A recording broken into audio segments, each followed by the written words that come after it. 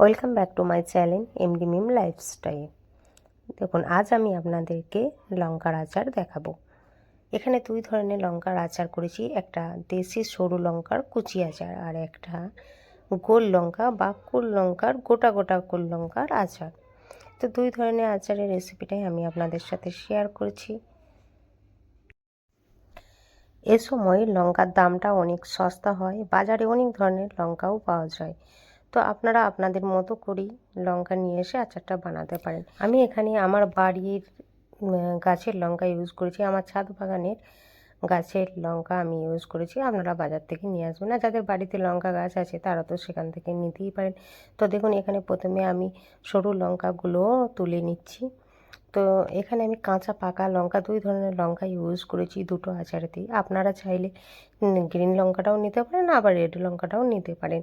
তো আপনারা আপনাদের পছন্দ মতো অ্যাডজাস্ট করতে পারেন, কিংবা আমার মতো দুই ধরনেরই মিক্স করেও বানাতে পারেন। তো চলুন কুল লঙ্কাগুলোও তুলে নিই। দেখুন, আমি কুল লঙ্কাগুলোও এখানে কাঁচা পাকা পাইল করে তুলে নিচ্ছি। তো এখানে দেখুন, আমার যে লঙ্কার পরিমাণটা আছে প্রায় 250-র মতো হবে। তো আন্দাজে বলছি, কোনো ওয়েট করে বলছি না। তো আপনারা 250 গ্রাম কি 500 গ্রাম যে যেরকমভাবে মানে আচার বানাতে চান সে সেরকমভাবে নিয়ে এসে আচারটা বানিয়ে নিতে পারেন। দেখুন, এখানে আমি লঙ্কাগুলোকে ভালো করে পানি দিয়ে ধুয়ে নিয়েছি। ধুয়ে নেওয়ার পর একটা কাপড় দিয়ে ভালো করে মুছে শুকিয়ে নিয়েছি। এরপরেও আমি 1 ঘন্টা রোদেতে রেখে দিয়েছিলাম, যেন কোনো ধরনের কোনো পানি এর মধ্যে না থাকে। এরপরে দেখুন, আমি বোঁটাগুলোকে ছাড়িয়ে লঙ্কাগুলোকে আমি পরিষ্কার করে নিচ্ছি। এবারে আমরা আদা আর রসুন নিচ্ছি। এখানে আদাটাকে আমরা কুচি কুচি করে কুচিয়ে নিয়েছি, আর রসুনটাকে গোটা রেখেছি। এখানে আদা আর রসুনেতেও যেন কোনো ধরনের কোনো পানি না থাকে, একটু অল্প করে আমি রোদে শুকিয়ে নিয়েছি। এরপরে এইগুলোকে চপ করে নেবো। আমার কাছে এই চপার মেশিনটা আছে, যার কারণে আমি এই চপার মেশিনে চপ করে নিচ্ছি। আর কিছুটা আমি আপনাদেরকে মিক্সচার মেশিনেও চপ করে দেখাবো। দেখুন, এখানে আমি লঙ্কাগুলো চপারে নিয়ে চপ করে নিচ্ছি। আর এবারে দেখুন, আমি মিক্সচার মেশিনে কিছুটা চপ করে নিয়েছি, সেটাও আমি আপনাদেরকে দেখিয়ে দিলাম।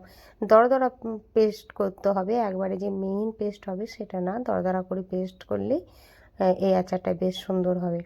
তো দেখুন, এখানে আমার মিক্সচার মেশিনের চপারটাও আমি দেখিয়ে দিলাম, আর এখানে আমার চপারে যেটা চপড হয়েছে সেটাও আমি দেখিয়ে দিলাম। এখানে আদা রসুন আর লঙ্কা তিনটেকেই আমি একসাথে পেস্ট করে নিয়েছি। এবার আমরা রেডি করব আচারের মশলা। আচার বানানোর জন্য এই মশলাটা খুবই ইম্পর্টেন্ট। এই মশলাটা আপনারা চাইলে একবারেই বেশি করে বানিয়ে আপনারা কাঁচের জারে ভরে রেখে দিতে পারেন। যখন ইচ্ছে হবে তখনই যে কোনো আচারই দিতে পারেন। অনেক ধরনের আচারেতে এই মশলাটা দেওয়া যায়। তো দেখুন, এখানে আমি মশলাটা রেডি করার জন্য নিয়ে নিয়েছি 1 চামচ কালো সর্ষে, 1 চামচ সাদা সর্ষে, 1 চামচ, প্রত্যেকটাই আমি 1 চামচ করে নিয়েছি। এখানে মৌরি, জিরে, মেথি আর নিয়েছি গোলমরিচ। তো এগুলোকে আমি ভালো করে গুঁড়ো করে নেব। দেখুন, এগুলো গুঁড়ো করার আগে আমরা হালকা তাওয়াতে রোস্ট করে নিয়েছি। পুরো যে একবারে কালো করে ভাজা ভাজা করে নেবো তা নয়, জাস্ট গরম করে নিলেই হবে, মরমরে টাইপের গরম করে নিলেই হবে। তো এখানে দেখুন, আমি মশলাটা গুঁড়ো করে নিয়েছি। আর গুঁড়োটা হবে দরদরা গুঁড়ো, মানে একেবারে মিহিন গুঁড়ো হবে না, দানা দানা টাইপের থাকবে। তো এই মশলাটাতে আমি আরও কিছু জিনিস আমি অ্যাড করছি, কিছু মশলা এখানে দিচ্ছি। জোয়ান, গোটা জোয়ান দিচ্ছি। জোয়ানটা আমি গুঁড়ো করে দিইনি, আপনারা চাইলে গুঁড়োও করতে পারেন। তো আমি এখানে গোটা ইউজ করেছি, আর কালো জিরে গোটা ইউজ করেছি।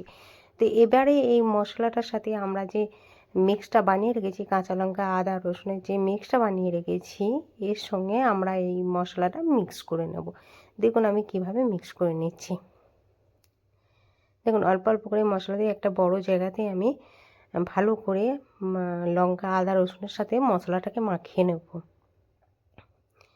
এখানে হাতে করার কোনো প্রয়োজন নাই, চামচে করে করে নিলে ভালো হবে। আর নুনটা, বিশেষ করে নুনটাকে খুব ভালোভাবে দিতে হবে। আর নুনটা একটু বেশ নুন নুন টাইপেরই হবে, কারণ আচারে একটু নুন তো বেশি লাগে। তো আমরা নুনটা সেভাবে দরকার হলে একটু স্বাদটা টেস্ট করে নেবেন, নিয়ে নুনটাকে অ্যাডজাস্ট করে নেবেন। এবারে দেখুন, আমি একটা পাত্রেতে সর্ষের তেল গরম করে নিয়েছি, আর এই গরম সর্ষের তেলেতে আমি দিয়ে দিচ্ছি হিং। এটা আমার ভিডিওটা স্কিপ করে গিয়েছিলো, তাই আমি এভাবে দেখিয়ে দিলাম। তো এই তেলটা ঠান্ডা হওয়ার পরে আমরা এই মিশ্রণটাতে দেব। দেখুন এখানে আমি এই মিশ্রণটা অনেক দিন যদি আপনারা রাখতে চান তাহলে এখানে আপনারা ভিনিগার ইউজ করবেন। আর যদি আপনারা বলেন যে 2-4 দিন কি 1 সপ্তাহ 10 দিন, তো এমনিতেই রয়ে যাবে, ভিনিগার দেওয়ার প্রয়োজন হবে না। কিন্তু আপনারা যখন অনেক দিনের জন্য সংরক্ষণ করতে চাইবেন সেক্ষেত্রে ভিনিগারটা অবশ্যই আপনারা দিয়ে নেবেন। আমি এখানে 2 চামচ ভিনিগার দিয়ে নিলাম, নিয়ে ভালো করে মেখে নিয়েছি। এরপরে অল্প অল্প করে তেল দিয়ে আমি মিশ্রণটাকে মেখে নিচ্ছি। দেখুন আমি অল্প অল্প করে তেল দিচ্ছি আর মিশ্রণটাকে আচ্ছা করে মেখে নিচ্ছি। ভালোভাবে কিন্তু মেখে নিতে হবে এখানে। এরপরে যে আমার বাকি মশলাটা ছিল সেটাও আমি ভালো করে দিয়ে মেখে নিয়েছি। আরও কিছুটা তেল দিয়েছি, দেওয়ার পর মেখে নেওয়ার পর দেখুন এইরকমভাবে রেডি হয়ে গিয়েছে। এবার আমরা এই আচারটাকে কাঁচের বয়মে ভরে নেব। আপনারা চাইলে কাঁচের বয়মেতেও রাখতে পারেন, আবার সিরামিকের জারেতেও রাখতে পারেন। তো আমি আপনাদেরকে দেখিয়ে দিলাম যে এইভাবে কাঁচের যে আমাদের বয়মগুলো হয় এতেও রাখতে পারি, কাঁচের জারগুলোতে। আর এখানে আমি সিরামিকের জারেতেও রাখবো। দেখুন আমি সিরামিকের জারেতেও নিয়ে নিচ্ছি। এই আচারে তেলটা কিন্তু ভালো করে দিতে হবে, মানে বেশি করে, যাতে আচারটা পুরোপুরি তেলের মধ্যে থাকে, নইলে এতে ফাঙ্গাস এসে যাবে, আচারটা নষ্ট হয়ে যাবে। আর এই আচারটা রুটি, পরোটা বা ভাত সব কিছুর সঙ্গে খুব ভালো লাগে। একবার বানিয়ে ট্রাই করে দেখুন, অবশ্যই আপনাদেরকে ভালো লাগবে।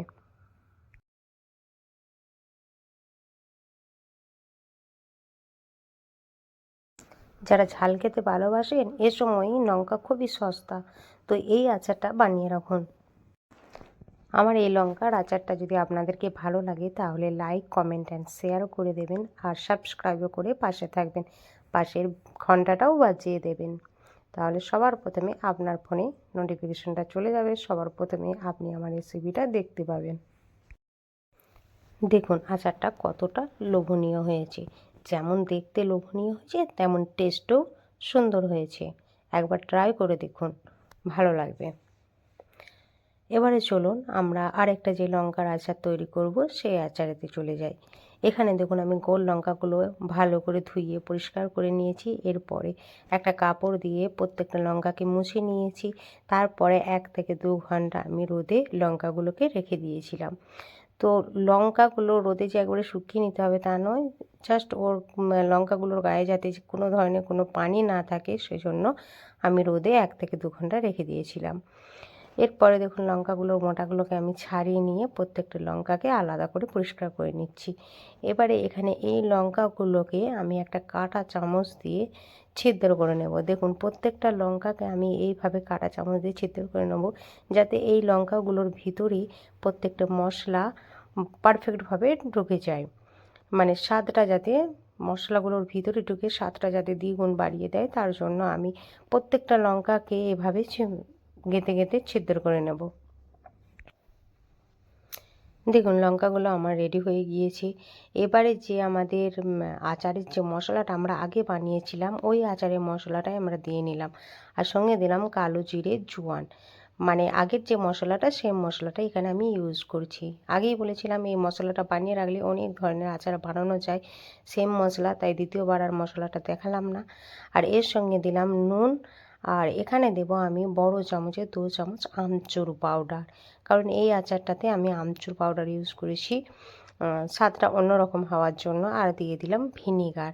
তো এবারে এই মশলাগুলোকে আমি লঙ্কার সাথে আচ্ছা করে, মানে খুব ভালোভাবে আমি মিক্স করে নিচ্ছি। দেখুন আপনারা ভিডিওটা দেখলে বুঝতে পারবেন আমি কিভাবে মশলাগুলোর সাথে লঙ্কাগুলো মিক্স করে নিচ্ছি।